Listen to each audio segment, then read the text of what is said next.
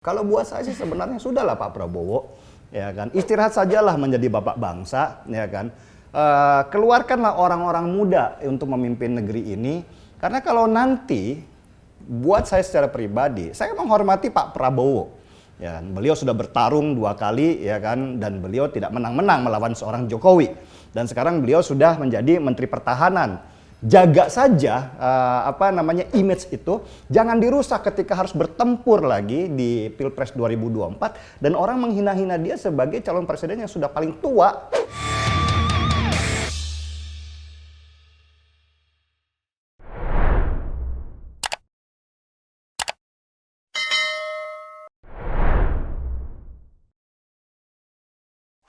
Survei terbaru indikator politik menempatkan Anies Baswedan sebagai capres favorit anak muda. Mas Denny kaget nggak? Kaget lah. Kenapa? Tapi nggak ada masalah sih. Wajar buat gua karena Anies ini kan selalu disebut ketika dia menjadi gubernur DKI Jakarta, dan anak muda itu kan para pemain di internet, ya kan. Waktu mereka mungkin lebih banyak bermain di internet, apalagi pas pandemi ini. Jadi nama Anies Baswedan selalu lewat di tempatnya mereka, di media sosial mereka, dan akhirnya terrecord di dalam benak mereka. Nah, ketika disurvei, ya pilihan mereka mungkin saja Anies Baswedan. Meskipun anak-anak muda itu adalah anak-anak yang apolitis atau nggak mengerti politik sama sekali, tetapi apa yang teringat dari yang lewat di beranda mereka, di timeline mereka, dan itulah yang mereka ucapkan ketika ada survei. Jadi nggak ada masalah sih, bukan sesuatu yang ideologis buat saya, buat mereka, sesuatu yang akan mereka ucapkan begitu saja. Bagaimana peluang Prabowo di Pilpres 2024? Sepertinya di survei-survei posisinya itu terus melorot. Pasti melorot lah. Kita lihat petanya dulu. Tahun 2024, menurut hasil sensus data, 53%, mungkin hampir sedikit mencapai 54%. Itu para pemilih kita akan dikuasai oleh gen milenial dan gen Z.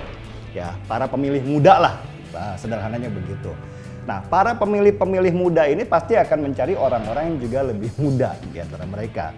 Gak mungkin lah mereka memilih seorang Prabowo yang pada tahun 2024 berusia 72 tahun. Sesering-seringnya nama Prabowo pun mereka lihat di beranda mereka nggak mungkin akan memilih Prabowo karena itu tidak mewakili mereka. Prabowo itu mungkin bisa dianggap adalah generasi kakek mereka, sudah bukan orang tua mereka lagi.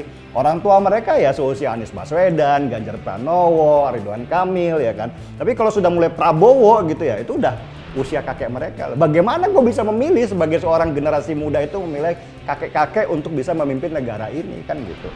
Jadi saya yakin bahwa 2024 kalau misalnya Pak Prabowo memaksakan diri untuk tetap mencalonkan sebagai calon presiden, ya tidak akan dipilih oleh generasi milenial. Jadi sebenarnya apa ada masalah lain yang dihadapi Prabowo selain usianya? Ya mungkin saja pada usia 72 tahun itu nanti di 2024 Pak Prabowo ini kan kesehatannya sudah pasti menurun. Orang kan tidak bisa melawan itu. Sudah pasti yang mereka tidak bisa lawan adalah usia, dan itu akan berdampak pada kesehatannya dia. Kita nggak tahu sekarang Pak Prabowo aja diem, nggak banyak suaranya, nggak pernah banyak muncul di media. Apakah beliau sehat-sehat saja atau sekarang sedang sakit karena usianya, kan kita nggak ngerti. Jadi bagaimana bisa kita harapkan seorang Prabowo Subianto kembali bertarung di 2024 dalam kondisi usia yang sudah demikian seperti itu, dan mungkin juga kondisi kesehatannya kondisi kesehatan beliau yang tidak sesehat pada waktu dia di Pilpres 2014 sama 2019 kemarin. Ya itulah, faktor-faktor itu banyak, dan ya faktor yang paling penting sebenarnya bukan masalah kesehatan, dan anak-anak para pemilih yang 53% ini tidak melihat itu sebenarnya. Mereka hanya melihat ukuran-ukuran mereka. Apakah seorang Prabowo Subianto cocok untuk menjadi pilihan mereka? Contoh sajalah, media sosial ini juga kan ada berbagai segmen. Ya, kalau kita mau melihat segmen anak muda itu ada di mana sih? Ada di TikTok, ya, ada di YouTube, ya kan, ada di Instagram juga kadang mereka ada, kadang enggak. Tetapi yang mereka sama sekali jarang anak-anak muda itu untuk muncul di media sosial yang mana? Facebook. Karena Facebook itu sudah dianggap adalah orang tua buat mereka. Itu tempatnya orang-orang tua berkumpul, bukan anak-anak muda kayak gue yang gaul kan gitu tuh.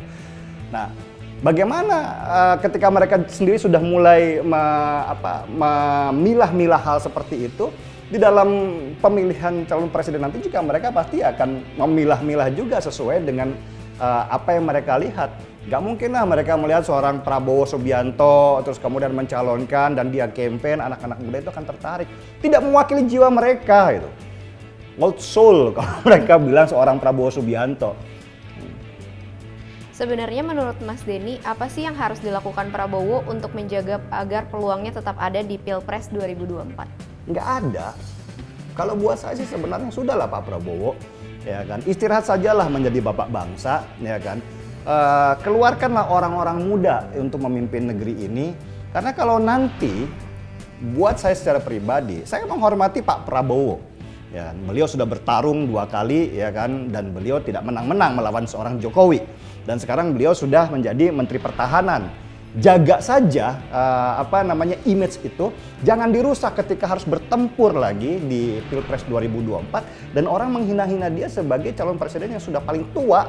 Ya kan sakit buat para keluarga juga, pasti sakit hati dong kalau kemudian orang mereka hormati itu dihina-hinakan. Dan media sosial di Indonesia itu kan kejam, nggak ada sopan santunnya, nggak ada akhlak lah, ya kan. Kalau pengen menghina orang itu menghina sehina-hinanya. Nah, bagaimana mungkin keluarga-keluarga Pak Prabowo nanti akan menerima situasi seperti ini ketika seorang Prabowo Subianto yang seharusnya sudah duduk dan dihormati dan memberikan nasihat kepada banyak orang, ya, pada usia beliau yang sebenarnya sudah masuk pada tataran orang-orang yang sudah harus lebih banyak merenung, ya kan, daripada ada di lapangan, ya kan, terus harus dihina-hina di media sosial. Kan itu juga menghina Pak Prabowo Subianto dan keluarganya sendiri. Istirahatlah Pak Prabowo, buat saya usia 72 tahun itu bukan usia yang muda lagi. Usia yang sudah harusnya kita harus memikirkan kesehatan diri kita sendiri. Bagaimana peluang kolaborasi PDIP Gerindra di 2024 menurut Mas Denny? Besar. Yang kita tahu sebenarnya PDIP adalah partai pemenang. Dan mereka mempunyai kursi terbesar dari semua partai lain di Senayan. Dan Gerindra juga partai besar. Dan kalau mereka bergabung, PDIP dan Gerindra, mereka akan bisa membangun sebuah kekuatan yang dahsyat sebagai sebuah partai untuk perebutan kursi di Pileg. Tetapi calon presiden kan berbeda. Calon presiden ini orang melihat bukan berdasarkan partainya siapa dia, tetapi bagaimana sosoknya. Apalagi anak-anak muda generasi milenial dan generasi Z itu, yang mereka nggak ngerti ini siapa sih, pokoknya siapa yang ditawarkan kepada mereka dan itu sesuai dengan hati mereka, mereka pasti akan pilih. Dan paling juga ada beberapa yang disuruh oleh ibunya atau bapaknya untuk memilih A, meskipun dia juga nggak punya pilihan, ya kan. Ya generasi-generasi apolitis lah. Milenial dan Gen Z ini udah nggak penting dengan politik karena mereka juga tidak tertarik. Buat mereka politik itu kotor, ya kan. Mereka lebih senang bermain menjadi YouTuber, menjadi gamers, dan segala macam berhubungan dengan dunia mereka. Nggak ada politik. Politik itu jauh dengan apa yang mereka lakukan. Politik itu tempatnya orang tua, mungkin begitu pikirannya mereka. Nah, ketika sudah ada seperti itu dalam bayangan mereka, yang ditawarkan Prabowo Subianto misalnya kan, lebih parah lagi. Ya kalau misalnya Gerindra sama PDIP mau bersatu, bersatulah. Ya kan, bikinlah koalisi, tetapi tawarkanlah kepada para pemilih-pemilih ini seseorang yang segar, seseorang yang punya nafas panjang untuk membangun Indonesia ke depan, dan seseorang yang dipersiapkan bukan hanya untuk 1 periode, kalau bisa 2 periode seperti Pak Jokowi kemarin. Dan ini nggak mungkin bisa dilaksanakan oleh yang namanya Pak Prabowo Subianto. 72 tahun misalnya dia terpilih di tahun 2024, diharapkan 2 periode dia usia 82 dong, kan 10 tahun jadinya. Nah, selesai kita di jalan, sibuk dengan berita-berita bahwa presiden kita sakit, asma, misalnya presiden kita nggak mampu jalan, ya. Dan jadi presiden kan nggak bisa. Lo harus datang nih dari Jakarta ke NTT, ke Papua, ke Sumatera. Ini kan membutuhkan stamina yang sangat kuat. Nggak mungkin seorang Prabowo Subianto bisa melakukan itu pada usia sekarang. Jadi menurut Mas Denny, apakah Pilpres 2024 akan menjadi ajang konsentrasi pemimpin anak muda? Iyalah, sudah pasti. Ya sekali lagi, data sudah bicara, 53%, mendekati 54% itu diisi oleh anak-anak muda. Ya apalagi yang mereka pilih kalau bukan orang-orang muda. Dan memang ini sudah waktunya orang muda kok. Sudah orang-orang tua udahlah duduk diam, melihat, mengawasi, mengayomi, memberikan nasihat, itu aja udah orang tua. biarkan anak-anak muda yang memimpin semuanya. Dan percayakan kepada mereka bahwa mereka bisa memimpin negeri ini ke arah lebih maju misalnya. Apa yang bisa kita harapkan dari orang-orang tua itu? Mereka ngerti internet aja enggak. Mereka pakai internet aja gagap. Ya kan? Paling ya bisa pakai handphone ya bisa paling chat doang kan di situ. Ya chat aja masih gagap ya. Biasanya mereka SMS. Nah, terus lu mau berharap apa ketika anak-anak muda sudah berbicara tentang YouTube, mereka berbicara tentang aplikasi, mereka bicara tentang TikTok dan segala macam. Mereka sendiri gampang. Bagaimana mereka bisa merebut hati para pemilih muda itu kalau mereka tidak pernah masuk dalam dunianya? Dunia udah berbeda. Ya kan? Ya biarkan anak-anak muda itu memimpin. Pertanyaannya cuma satu. Legowo nggak mereka-mereka yang tua-tua ini untuk memberikan jalan buat anak muda? Kan kadang-kadang meskipun udah pada tua-tua ini, para politikus ini kan pikirannya masih duit aja kan. Dan kekuasaan ya kan. Betul. Nanti kalau yang muda ini diberikan jalan, jangan-jangan mereka pengen merebut kekuasaan. Kan gitu doang mereka tuh. Nggak ada kepikiran mereka tuh yang bahwa nanti kalau dipimpin si ini Indonesia akan lebih baik ya kan. Buat rakyat nih. Ya, rata-rata mereka hanya berpikir buat bagaimana buat gua dan kelompok-kelompok gua. Nah, apakah Mas Denny termasuk yang khawatir presiden mendatang tidak sebaik Jokowi dalam membawa perubahan dan kemajuan bagi Indonesia? Enggak. Saya yakin kok. Sesudah Jokowi akan muncul seorang pemimpin yang mempunyai visi dan misi seperti Jokowi. Saya nggak mau sebut nama, tetapi saya yakin sudah dipersiapkan sekarang. Karena untuk membangun Indonesia itu nggak bisa waktu 10 tahun atau 2 periode. Kita mungkin membutuhkan 5-10 periode, yang mungkin ada 100 tahun ke depan lah. Dan petanya itu harus dibangun mulai sekarang. Nah misalnya sekarang nih, Jokowi mulai membangun infrastruktur. Pertanyaannya, sesudah infrastruktur dibangun oleh Jokowi selama 2 periode dia, mau diapain nih infrastruktur? Ini kan harus diberikan tongkat estafet untuk penerus selanjutnya supaya dia bisa membangun sesuatu berdasarkan apa yang sudah dibangun pondasinya ini. Jangan sampai kemudian pemimpin selanjutnya malah merusak pondasi ini, ya kan, hanya karena dia ngerasa bahwa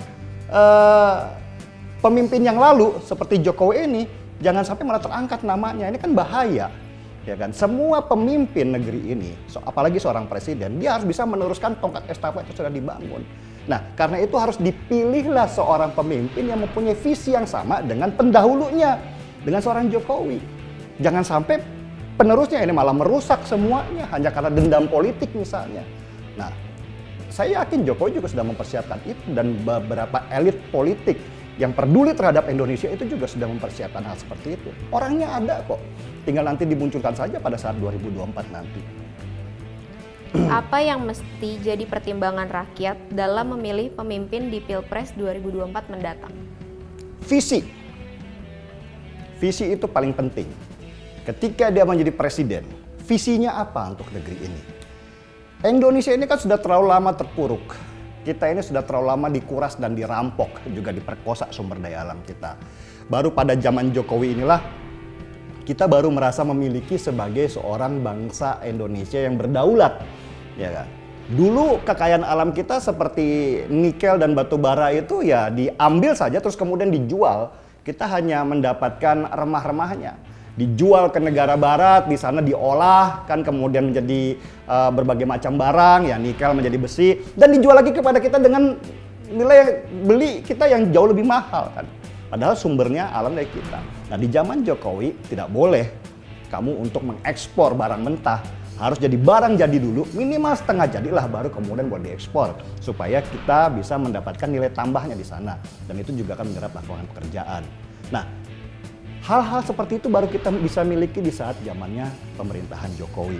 Jangan sampai kembali kita setback ke zaman Orde Baru, di mana semua dari dunia ini dijual hanya untuk kepentingan dari keluarga pribadi dan kroni-kroninya. Sedangkan masyarakatnya miskin gak karu-karuan. Jadi permasalahan Indonesia sekarang ini, itu juga akibat pemerintahan-pemerintahan yang lama yang tidak peduli terhadap kita. Karena itu yang perlu kita tekankan sekarang adalah mencari pemimpin itu harus yang benar. Ketika kita sudah punya standar dari seorang pemimpin sebelumnya seperti seorang Jokowi, kita harus mencari seorang pemimpin yang mempunyai visi yang lebih tinggi dari seorang Jokowi, tetapi mempunyai misi yang sama dengan beliau, yaitu bagaimana cara membangun Indonesia tercinta ini. Dan semua nanti tahun 2024, semua suara kita akan sangat berguna. Karena itu jangan pernah sia-siakan. Gaspol!